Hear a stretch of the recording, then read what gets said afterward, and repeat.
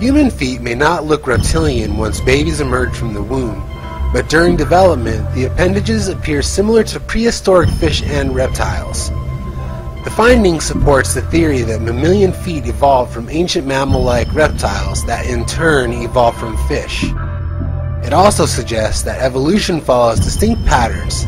In this case, the evolution of mammalian feet from fish fins to four-legged reptiles to four-limbed mammals to human feet appears to roughly mirror what happens to a maturing human embryo. In 33-day-old human embryos, scientists observed the outline of a lower extremity in the form of a fin, similar to that seen in osteolithiform fishes. As the embryo continued to develop, the researchers focused their attention on two foot bones, the calcaneus or heel bone, and the talus, which sits between the heel and the lower leg.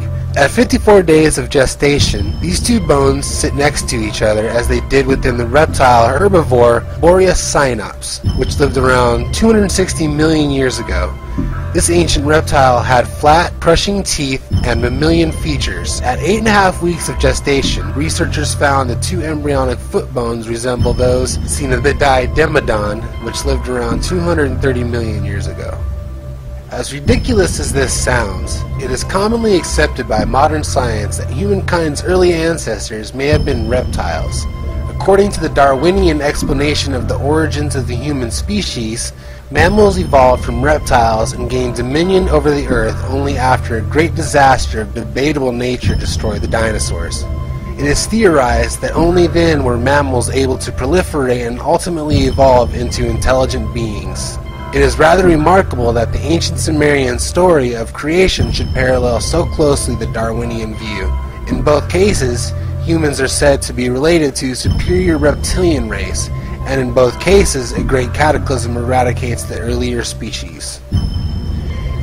In his book, The Dragons of Eden, the esteemed astronomer Dr. Carl Sagan speculates on the reptilian origins of humans and on the mysterious leap in brain evolution that can be found in the fossil record. He notes that if people had evolved naturally from reptiles, as Darwinists claim, it should have taken 200 million years for mammals to first evolve, and then another 5 to 10 million years for humans to evolve. And he notes with extreme puzzlement that the fossil record simply does not bear out his conclusion.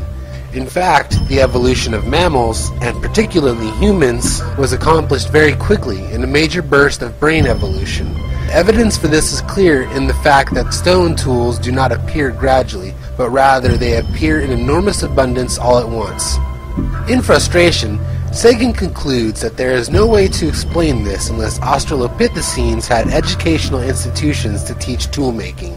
Of course, there is another explanation, but not one mainstream scientist would dare consider, and that is to admit that God or godlike beings had a hand in accelerating the evolutionary process. In Mr. Sagan's book, it is emphasized that in our search for evolution of human intelligence, it is extremely important that we do not ignore the most ancient part of the human brain upon which all other segments are but additions.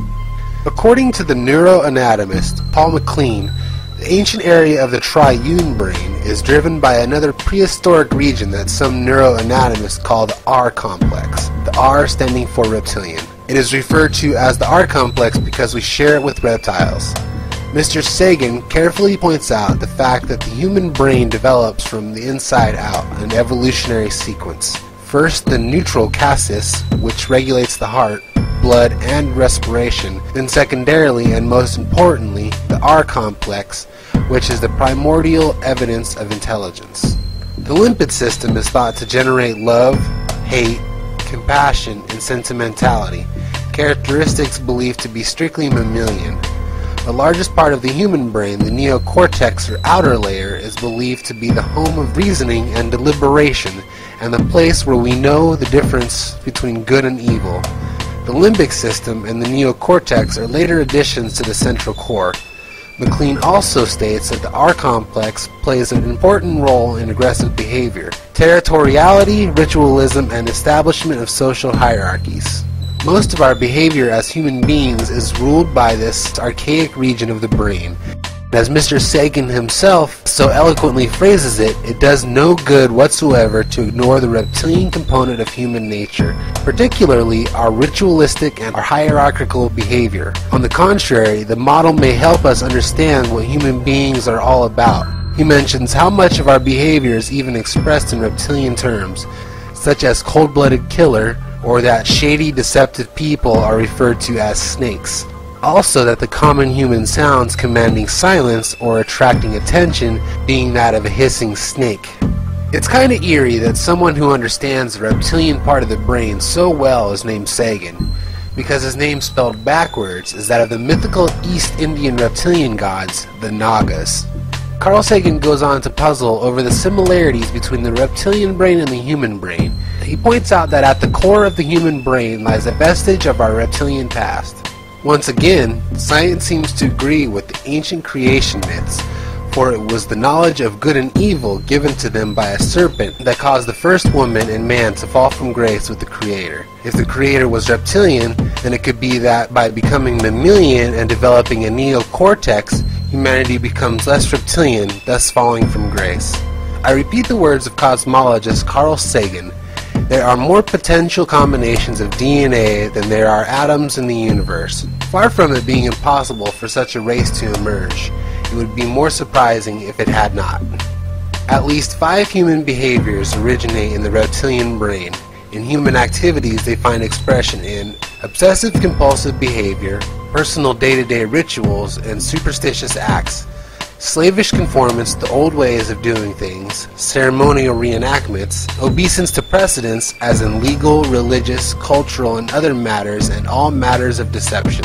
Other traits of the R complex include arrogance, aggression, and the mindset of might is right and winner takes all.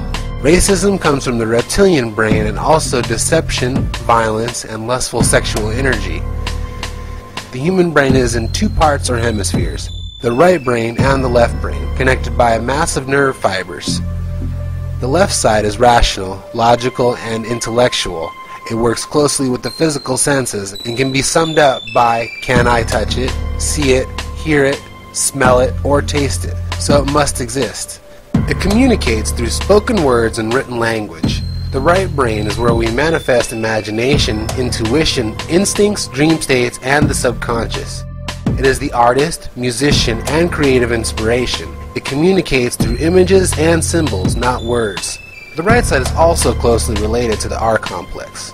All movies, television, and video games are a projection of the reptilian brain. Movies, television, video games, and so on are all undeniably dreamlike, not only in their presentation of symbolic reality, but also in that humans experiencing movies have the same brainwave patterns as when they are dreaming. Dreaming originates in the reptilian brain, although other parts of our brain are involved.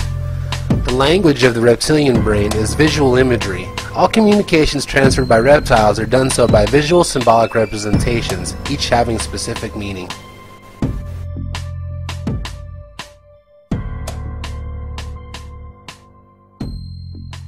I think most Americans feel that way, but what is still true is that there's still kind of a reptilian side of our brain, right? That part of our brain that if somebody looks different or sounds different, that there's a part of us that is cautious, and what we have to do is fight against that, and that's part of what